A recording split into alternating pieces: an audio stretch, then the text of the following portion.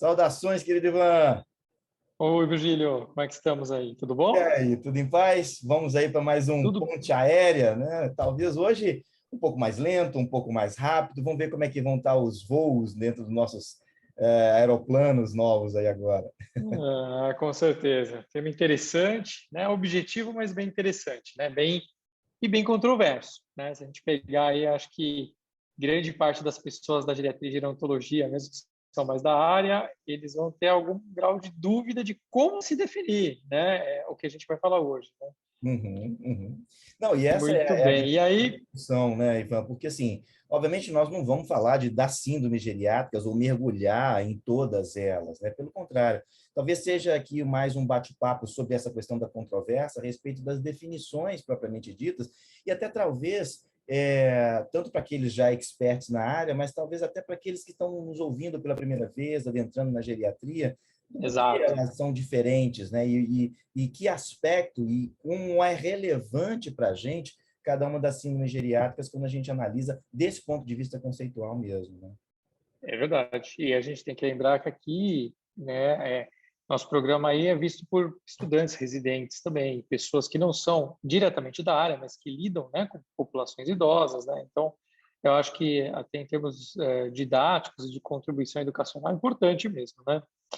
É uma coisa também que é relevante, que existem alguns modelos educacionais, né, Virgílio, que são muito pragmáticos em termos de avaliação geriátrica, né? Então, a gente tem esse estigma muitas vezes que para a gente fazer uma avaliação completa no idoso, a gente leva muito tempo. Isso não é total verdade. A gente tem vários instrumentos curtos já validados, né? E sem pensar exatamente em instrumentos, mas a gente pode pragmatizar uma primeira consulta em geriatria rastreando as síndromes, né? Eu acho que isso é muito importante. Se você rastrear síndromes, ver a multimorbidade, polifarmácia, o contexto, né, sociopsicológico do paciente, né, e as expectativas dele, você já faz uma bela avaliação, né, em termos de geriatria, né? Então, Não, acho que não tem com tudo dúvida. isso que a gente falou, Uhum. acho que é muito importante falar de síndromes geriátricas, né? Uhum, não, com toda certeza.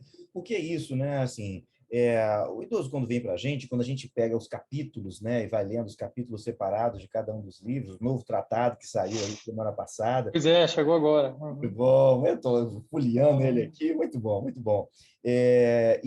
Mas quando a gente mergulha, não é separado dessa forma. O idoso chega para a gente, como você mesmo disse, ele tem múltiplas morbidades, ele tem as várias síndromes geriátricas, ele tem a sobrecarga do cuidador, ele apresenta muitas vezes a insuficiência financeira, que são os nossos ambulatórios públicos, né?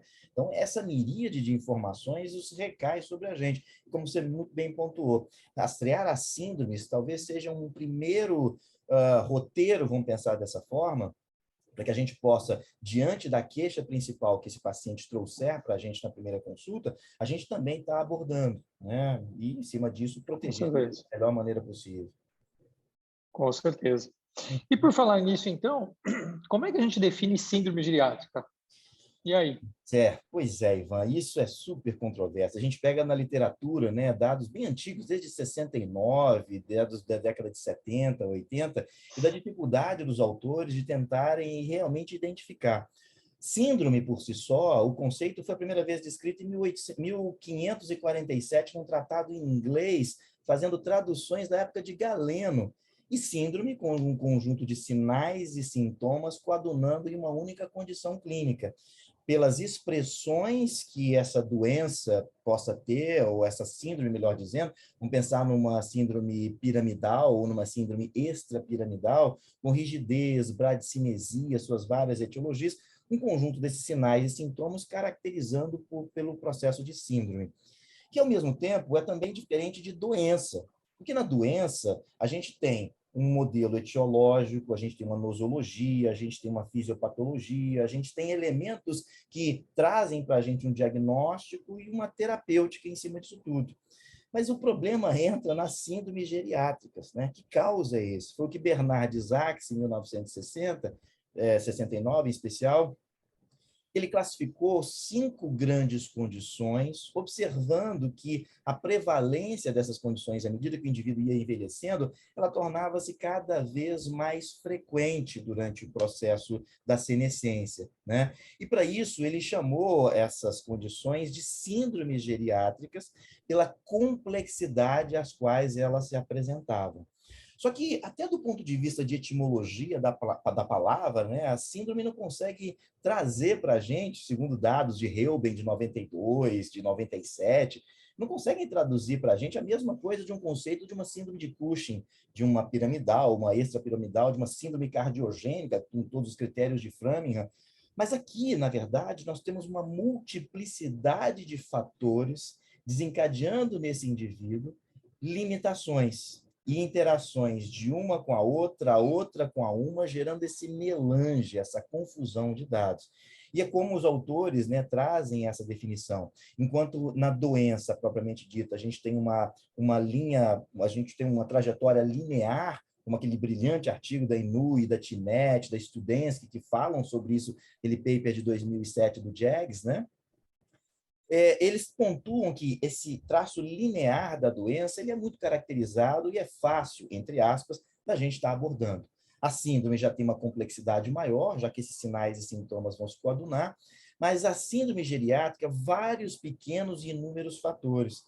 Então, o modelo que Inouye e colaboradores eles sugerem é que a doença tem uma plataforma linear de acompanhamento, a síndrome ela tem um modelo concêntrico, mas a síndrome geriátrica ela é concêntrica e ela é sinérgica.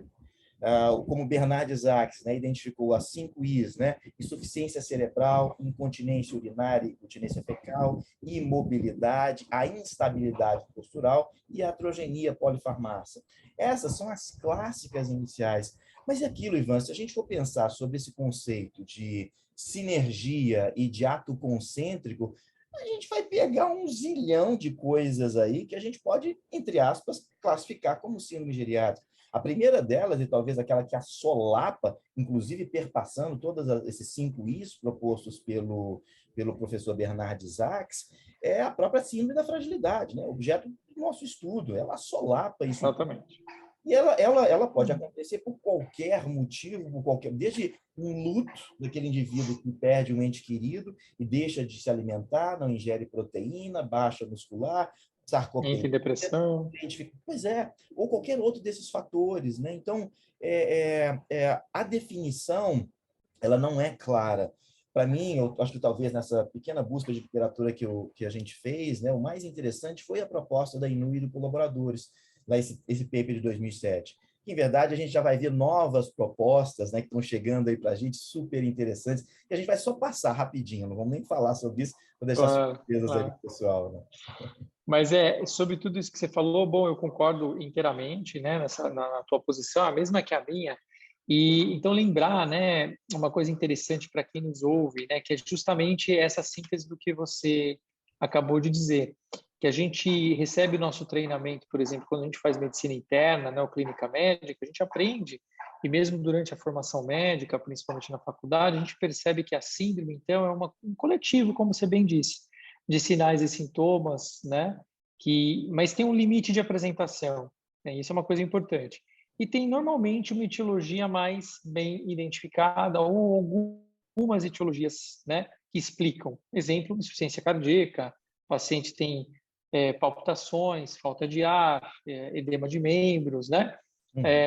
Isso é característico, né? Fadiga, a falta de ar com os esforços. E aí a gente vai ver que subjacentemente você tem coronariopatia, uma hipertensão crônica, uma cardiopatia dilatada, etc. E quando isso descompensa, a gente tem uma série de causas bem tangíveis. Nas síndromes geriátricas, como você disse, é diferente, né? Elas têm um sinergismo entre elas. E uma coisa que é muito interessante, você citou aí, talvez você vai falar mais também, mas o artigo da Inouye, ela fala justamente esse critério da prevalência. Então, síndrome geriátrica, ela precisa ter uma prevalência populacional razoável, que não é lá muito bem definida, mas a gente pode estipular em algo assim de 10%, né, pelo menos, né, se a gente colocar todas as síndromes, né?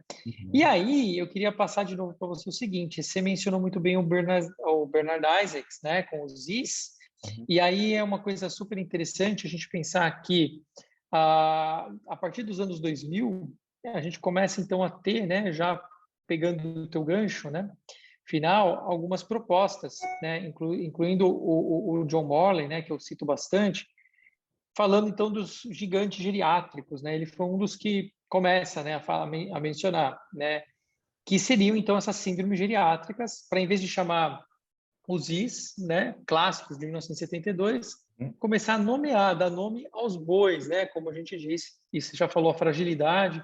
Quais são as que lhe vêm à cabeça, assim, das síndromes geriátricas mais frequentes? Pois é, né? Eu acho que a gente pode pensar inicialmente na clássica insuficiência cerebral, né? A gente pode pensar nos 3Ds, clássicos 3Ds da geriatria, a depressão, a demência e o delírio. E o quão é difícil e quão é prevalente essa condição. As demências, né, como a gente já sabe, dados da Organização Mundial de Saúde já apontam que a cada 3 segundos eu dou um diagnóstico de uma demência no mundo. Então, isso é É gravíssimo. preocupante, isso é gravíssimo, né? Determinados cenários nacionais e até mesmo fora do Brasil, a gente tem a prevalência que pode chegar até 50%. As instituições de longa permanência no Brasil, a prevalência de demência é altíssima. Isso, claro, sem falar, né, na sua área de atuação e também da psiquiatria, que é a nossa área também, que é a depressão. A prevalência de depressão é extremamente elevada na nossa população e agora no pós-Covid, o quanto que isso Mais ainda. explodiu, o quanto que isso explodiu.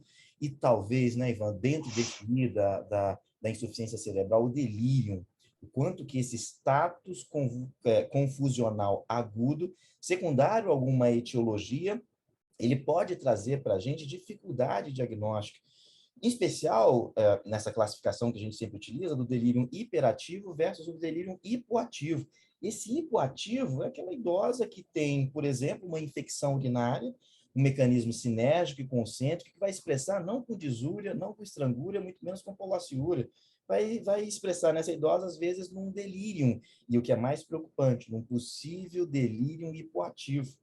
E aí aquela idosa que está vendo televisão, a família não está vendo, e o processo infeccioso está rolando ali, gerando até uma sepse e a gravidade, né? A gente pode pensar, né, Ivan, pelo menos esses clássicos que Bernard Isaacs colocou, na própria iatrogenia ou a própria polifarmácia. Tem um paper lindo do professor Landi, junto com o grupo do México, né? Questionando, é um paper de 2016 que está na Age and Aging, perguntando: será que é o fim do paradigma da era da doença? Já que Conheço bem. Sim. fragilidade, já que a Aham. fragilidade, poxa, eu tenho tantas É drogas, bonito esse artigo. pois é, tem tantas Sim. drogas, eu vou ter que usar tantas drogas para tratar esses indivíduos. Se a fragilidade é um paradigma, os profissionais conhecem o que é a fragilidade.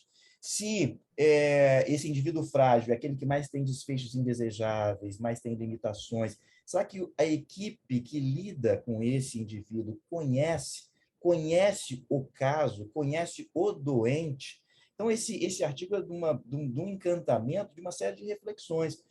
Porque se a gente pensa na iatrogenia, a gente pensa da mesma forma da incontinência urinária, incontinência fecal, catástrofe que é isso. E, assim, dados, né, norte-americanos ainda apontou que 20% dos idosos acreditam que perder xixi é normal no envelhecimento. Não, isso é muito sério.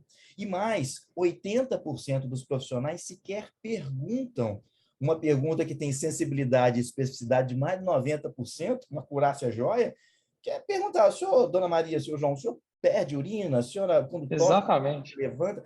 Isso está aqui, o diagnóstico, como diz Claude Bernard lá no passado, né? Médico, escuta o seu paciente, ele está dizendo para você o que ele tem. Exato. Então, assim, E é muito interessante isso. pois Porque é, o melhor rastreio de incontinência é a pergunta. pois é, Isso a gente já tem até literatura por trás, não tem? pois É para é. você perguntar se ele tem incontinência, se ele perde urina, perde fezes. Claro, a gente pode lançar a mão de um diário miccional encantador, a gente pode lançar a mão de questionários, King's Health Questionnaire, e vários outros instrumentos que mensuram ao mesmo tempo qualidade de vida com incontinência, mas o fato é que essa pergunta simples e pontual já é capaz de traduzir isso para a gente, né? Então, É verdade. insuficiência cerebral, incontinência urinária, incontinência fecal, iatrogenia, polifarmácia, a instabilidade postural, que já foi alvo de um bate-papo nosso lá atrás, né? Mas que eu Sim, acho com que certeza. esse tema, a todo instante, ele tem que ser revisto, né? Porque avaliar quedas é de um grau de complexidade que envolve visão, vestibular, audição, cortical superior, mesencéfalo, tronco cerebral, feixe cordonal posterior, osteomuscular e cardiovascular. Isso para falar nos fatores intrínsecos, sem falar nesse caos que a Uhum. sociedade não está preparada para, enfim, né, para esse processo de envelhecimento. Vídeo aqui no Rio, em Copacabana, acabei de sair de lá agora, visitando pacientes, onde as calçadas são totalmente irregulares e a população de maior quantidade de idosos, o bairro com a maior quantidade de idosos no Brasil é Pois Copacabana. é, Então, pois é as incrível, né? UPAs, os atendimentos das UPAs lá, a prioridade foi treinar a equipe em avaliar quedas, tamanha a relevância disso tudo, né? Que Porque coisa. e assim, talvez Eu, por último, né, o que o Bernard Isaacs coloca é a respeito da imobilidade, a síndrome da imobilidade. E essa é a catástrofe de tudo aquilo que a gente não deseja na geriatria, né, Ivan? É aquele é indivíduo que, verdade. os critérios maiores, ou ele tem uma demência avançada, ou ele tem múltiplas contraturas, e por critérios menores, ou ele tem afasia, tem agnosia, tem lesão de pele por pressão, e o diagnóstico, né, a gente está fazendo por um maior, dois menores, ou dois maiores, né, enfim. Então, assim, mas óbvio, a gente pode pensar, por exemplo, na anorexia do envelhecimento, a gente pode pensar na própria fragilidade, como a gente falou, e aí os questionamentos, Sarcopenia, né? openia, e aí a gente pode questionar Sarcopenia. também até aquilo que sai da fragilidade biológica, entra no campo da vulnerabilidade biopsicossocial, se a própria insuficiência familiar, dentro desse movimento sinérgico e concêntrico, não pode trazer para esse indivíduo uma repercussão maior. Não do ponto de vista de fisiopatogenia, né? Mas do ponto de vista de cuidado, eminentemente de cuidado, né? A gente pode pensar nisso daí, Virgílio, também, por exemplo, a síndrome dos maus tratos, né? Uma insuficiência social ou familiar ou insuficiência de cuidados, né? Porque é muito difícil dar o diagnóstico, né? Às vezes a gente não passa despercebido uma equimose, um hematoma, né? Uma fratura que vem uma história de uma queda e por um acaso uma fratura de fragilidade, você acha que aquilo é da osteoporose. Quer dizer, tem uma série de questões. E eu acho que para fechar esse tópico muito interessante, a gente poderia ficar, né, Sim. falando horas aqui, mas eu acho que não é nosso objetivo, né? Uhum. Mas olha como é controverso, né? Chamando a atenção para dois pontos. Por exemplo, você citou depressão. Tem Uhum. pessoas, eu já me questionei muito isso. Tem pessoas que classificam a depressão geriátrica como uma síndrome geriátrica. Tem vários prós e tem pessoas que falam que não é uma síndrome geriátrica, é uma doença psiquiátrica primária, é uma depressão maior, por exemplo, né?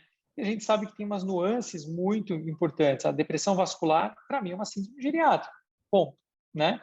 Então, olha como é controverso. Uma coisa que você chamou, que eu acho que é uma forma muito elegante, que é muito mais completo, uma instabilidade, né, da motricidade, vamos dizer assim, porque aí entra postura, movimentação, etc. Tem alguém que poderia falar, não, mas eu tenho síndrome geriátricas quedas, né? As quedas está dentro desse nosso grupo, né? Então, isso chama muita atenção, talvez pela falta de uma operacionalização oficial, como a gente tem outras síndromes, como a síndrome da insuficiência cardíaca, é um grande exemplo, da insuficiência hepática, entre outras que a gente vai ter. Uhum. Então, a gente não tem uma operacionalização, a gente não tem critérios tão bem estabelecidos, e aí complica-se, então, falar sobre validade, né? Que eu acho que aquele artigo que você citou muito bem, da Inu Students, que a Mary Tinnett e o George Cushel, né, na JAGS, em 2007, eles discutem justamente isso, né? Eles trazem, né, essa discussão toda, né, da falta de validade, né, como é complicado, e que as síndromes geriátricas é algo eminentemente prático de quem cuida de idosos, principalmente idosos complexos, né? E aí, eu ia te questionar o seguinte, pensando então nessa prevalência elevada, em toda essa falta de operação que a gente está conversando aqui, Uhum. na tua opinião, que também é um ponto super controverso, né? Que a gente aborda muita coisa controversa aqui no Ponte Aérea, óbvio, né? O que você acha sobre rastrear síndromes geriátricas na nossa prática do dia a dia? Pois é, né? O que que a gente observa, né? Que os nossos grupos populacionais, assim como dizia o professor Robert Butler, né? Eles têm fatores de risco, né? E até as questões associadas à própria compressão da morbidade.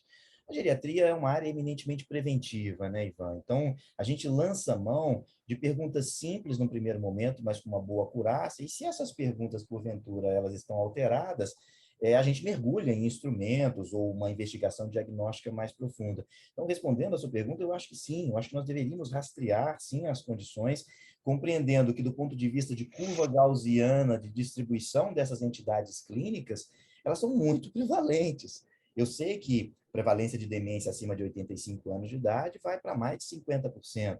A prevalência de instabilidade postural, quanto mais a idade avança, é a mesma coisa, né? A questão da motricidade. Então, deixar de identificar, e aí não necessariamente com instrumentos, né, Ivan? O instrumento, ele é um meio para um fim. Eu comentava com os alunos ontem que, na época de Hipócrates, ele não tinha estetoscópio. Ele, para escutar um derrame pleural, ele fazia sucção hipocrática, sacoalhava o tórax do indivíduo e botava o ouvido ali do lado. E disso escutava. O instrumento que nós utilizamos, escala de depressão geriátrica, minimizando estado mental, CANCOG, RALV, vários outros instrumentos, são mais de 750 instrumentos que a gente utiliza, né, para avaliar, ou podemos utilizar. Mas se esse instrumento está atrapalhando a relação terapeuta-paciente, joga fora. E aí a gente mergulha na história, na anamnese, né? 80%, como diriam os anteriores, né? 80% do diagnóstico é anamnese, 10% é exame físico, e os outros 10% são dados laboratoriais para a gente confirmar ou descartar as nossas hipóteses diagnósticas. Bem da verdade que na insuficiência cerebral a gente fica de mãos atadas, né? Porque se o paciente tem uma demência avançada, não vai estar informando adequadamente, mas aí tem as formas indiretas, com o cuidador, com o familiar. Eu acho que A sim, a própria gente observação clínica, né? pois é. Eu acho assim, a gente deve rastrear, entendendo o contexto, né? Aquele paciente que chega para a gente no consultório, ele vem, às vezes, doutor, eu vim aqui, eu vim no geriatra porque eu tenho 90 anos, eu só estou com um encravado. Mas quando eu faço uma ausculta cardíaca e vejo que ele está com um ritmo cardíaco irregular, batendo a 110, de 80 a 110, será que ele está com a fibrilação? Eu vou valorizar, óbvio, a queixa principal dele, mas eu vou estar rastreando um conjunto de questões porque essa arritmia pode ser o desencadeador de doenças propriamente ditas, mas de uma síndrome, a própria instabilidade da motricidade desse indivíduo. Que ele vai fazer uma arritmia, não vai ter fluxo sanguíneo para o cérebro, ele tende a cair. Então, assim, esse meandro de, volto a dizer, concêntrico e sinérgico, a meu ver, a gente tem sempre que rastrear, né? Eu concordo com você.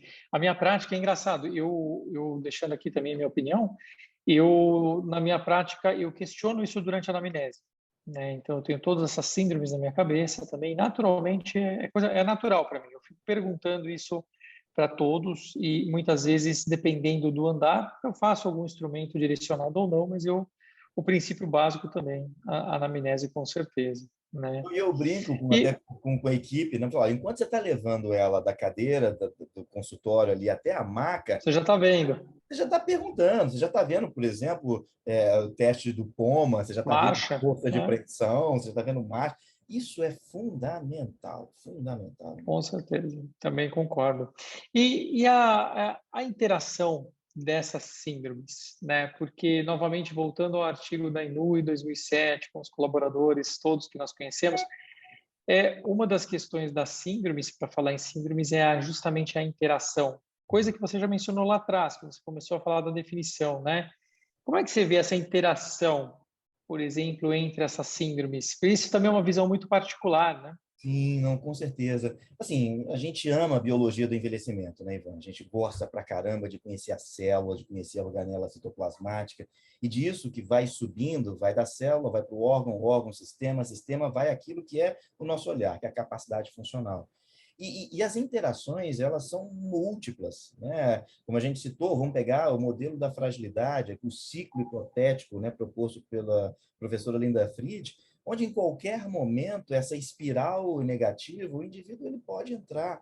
A gente pode pensar num paciente com essa própria queda que desenvolve uma pitofobia, medo de cair novamente. Esse medo de cair, ele traduz-se com menos-valia, isolamento social, não interação com o meio, e com isso ele começa a ficar deprimido. De uma queda, vira de uma instabilidade postural, uma insuficiência da motricidade, evolui para uma insuficiência cerebral. E esse conjunto de características, se ele ainda fica deitado, ele primeiro passa por um imobilismo, uma síndrome de descondicionamento, até evoluir para sinais menores ou até maiores de uma evolução de uma síndrome de imobilidade propriamente dita.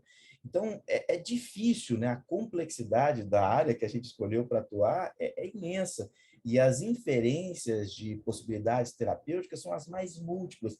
Daí essa necessidade da gente estar toda hora estudando, né, Ivan? Porque, assim, por mais que a evidência científica venha trazendo coisas para a gente, dados, ainda é pouco. A gente conhece pouquíssimo, conhece muito pouco, da organela citoplasmática célula até esse nicho que é capacidade funcional. Pensar num instrumento para poder avaliar as atividades avançadas de vida diária, isso é fundamental. No Brasil, que eu conheça, não tem nenhum dado validado a respeito dessa abordagem, né, de uma área tão importante que é a capacidade funcional. Então, assim, é sinérgico e concêntrico, né? Eu acho que todas elas estão conversando uma com a outra, esse equilíbrio, com teorias biológicas do envelhecimento, né, que não é uma que é responsável, mas todas, ao mesmo tempo, têm sua plausibilidade biológica e um mecanismo assim que tem uma ordem que pode estar acontecendo. E a síndrome, nosso papel é tentar intervir em cima daquilo, né, que a ciência traz de evidência. A história do bed rest lá no passado, que os nossos antecessores, não, repouso ao leito, repouso ao leito nada, vamos sair precoce da cama, vamos movimentar, é uma cirurgia, Exercitar, né? pois é, movimento, né? A gente vê os trabalhos do grupo do Texas, do professor Padon Jones, perda de massa muscular de quase meio quilo de massa muscular magra em 2 semanas, os indivíduos acamados, né? Isso é muito sério. Olha, Virgílio, eu achei a nossa discussão uma discussão muito interessante, de um assunto complexo. E se vê, a gente está aqui conversando o quê? Uns 25 minutos, mais ou menos disso, né? Mais ou menos. E é muito interessante a gente ver que poucas vezes a gente ouve essas discussões de um dos teoricamente pilares de coisas muito prevalentes e importantes na nossa especialidade. Uhum. Muito talvez porque a gente se escape de assuntos espinhosos. E esse é um dos motivos, né, que a gente ficou tão feliz de fazer esse projeto Ponte Aérea, justamente trazer esses assuntos à tona para a discussão, né? Nós não somos donos da verdade, mas pelo contrário, a gente quer ser aqui um provocador, né, de reflexões, e seria ideal até a gente ter mais interação até com as pessoas que nos ouvem, né, para ver as outras opiniões, porque é assim que a gente aprende, que a gente raciocina, né? Uhum. Mas é muito interessante algumas mensagens aqui hoje, né? Então, que as definições, né, do que seria a síndrome geriátrica, um pouco diferente de uma síndrome que a gente foi treinado, por exemplo, né, na faculdade, na clínica médica, por exemplo, né, uma síndrome de insuficiência cardíaca. É diferente quando a gente pensa nas síndromes geriátricas, em que elas interagem entre si, elas têm uma ligação, quase que um contínuo, muitas vezes, a gente pode ver, esse é o modelo que você citou da Sharon Inu e colaboradores em 2007, né, como, por exemplo, a fragilidade seja sendo funil, né, seja ali a via final, né, muitas vezes, seja muitas vezes o moderador de acontecimentos, né? Então, ela pode simplesmente moderar o paciente de uma depressão, indo, por exemplo, uma sarcopenia, né, mais rapidamente, né? Ou evoluindo com outras síndromes geriátricas, né? E o contrário também é verdadeiro, né? Então, elas têm uma relação muito bidirecional, né? Vai para cá, vai para lá, né? A polifarmácia pode levar à fragilidade, o indivíduo frágil tem mais chance de ter polifarmácia, quer dizer, então tem essa relação muito íntima, né? E por fim, o que a gente conversou hoje, que é muito interessante e também controverso, é o rastreio, né? Em que eu acho que o bom senso aqui predomina, frente ao assunto controverso, anamnese, observação, exame clínico, E, obviamente, tendo dúvida da informação, da qualidade ou do teu exame, a gente tem aí vários instrumentos que a gente pode utilizar e que são breves, vários deles são fáceis de fazer o uso no consultório, dentro de um hospital, né? Eu acho que não tem razão de não fazer. Mas eu acho aqui, minha opinião, e quero ver tua opinião final, que eu acho que todo profissional que lida com idosos deveria realmente pensar, eu não chamaria de rastrear, mas eu acho que deve ter dentro do seu racional, né, a avaliação, né, sindrômica do idoso, né, porque a multimorbidade muitas vezes é uma parte do problema, mas ele pode estar desenvolvendo realmente as síndromes geriátricas. Então, se a gente pergunta quantas doenças ele tem, quantas drogas ele toma, a gente deveria, no mínimo, questionar quantas síndromes ele tem, né? Então, essa é a minha opinião. Acaba sendo esse um certo roteiro que a gente sempre divide, né? Morbidades, síndromes geriátricas, drogas em uso, clearance da creatinina, o índice de massa corporal, dentro do que é possível, a circunferência de panturrilha, como é que está a capacidade funcional e um plano de cuidados para a gente desenhar isso bem, né? Porque, assim, Exatamente. é claro que todo esse contexto, ou esse conceito, ele vem sendo toda hora pensado. Nós dois estamos aqui pensando, dividindo as nossas impressões com o grupo que nos assiste. Mas tem outros pensadores trazendo coisas muito legais, né, Ivan? Eu talvez valha a pena, né, uma mensagem final para ficar só um gostinho de algo que ainda vai vir acontecer, né? A professora Merit Net, né, falando sobre os 5 M's, mais do que 5 Is. E eu quero só deixar no ar esses 5 M's para ver a complexidade e o encantamento que esses autores, né, refletem sobre isso. Os 5 M's, que seriam substitutos, acho que não, né? Mas assim, complementos, na verdade, da síndrome geriátricas. O primeiro deles evoluía com mind, né? Ou que tem a ver com a insuficiência cerebral, mas mais do que isso, uma série de evidências, né, que a gente vem trazendo da ação positiva em cima de determinadas circunstâncias. A gente tem mobility, que tem a ver com instabilidade postural, motricidade. A gente tem a questão das medications, né, as próprias medicações, a polifarmácia, a interação de droga a droga, e que ela cita, né, a desprescrição, né, atenção para a questão do item da desprescrição, a multicomplexity, isso é muito legal. O quão complexo é o indivíduo biopsicossocial, trazendo conceitos antropológicos, trazendo conceitos biológicos dentro desse meio. E, por último, o último M, o matters most, respeitando totalmente a autonomia desse nosso paciente. O que mais importa para ele? Importa para ele que tem uma neoplasia avançada ou que ele vai pegar o neto no colo? Então, assim, isso quando eu li isso a primeira vez, e em breve a gente vai ter mais dados sobre isso, né? Mas eu vou deixar, por fim, talvez, como mensagem final, só esse gostinho, de que pensemos juntos, que a gente possa discutir juntos, que na nossa prática a gente possa estar partilhando, que os colegas participem também, né? Porque é só assim que a gente vai conseguir crescer, que o objetivo final é ele, né? É o nosso idoso que vem no consultório. Né? Com certeza. E é interessante ouvir uma coisa que eu não sabia da tua opinião, mas eu acabei descobrindo e é a mesma que a minha, Uhum. que os 5 M's não são os 4 ou 5 Is, né? Que eu vejo que os M's é muito mais uma avaliação, né? Uma diretriz de avaliação mais ampla, né? Enquanto os Is é muito mais para a gente pensar nas síndromes geriátricas e Stricto ponto, senso mesmo. né? É muito interessante isso. Eu acho que futuramente merece a gente conversar a respeito dos M's aí, Com toda né, que está certeza. muito em vigor. Com toda Muito certeza. bom. Maravilha. Muito bem, meu amigo. É Maravilha. isso. Muito bom nossa Pousando. conversa.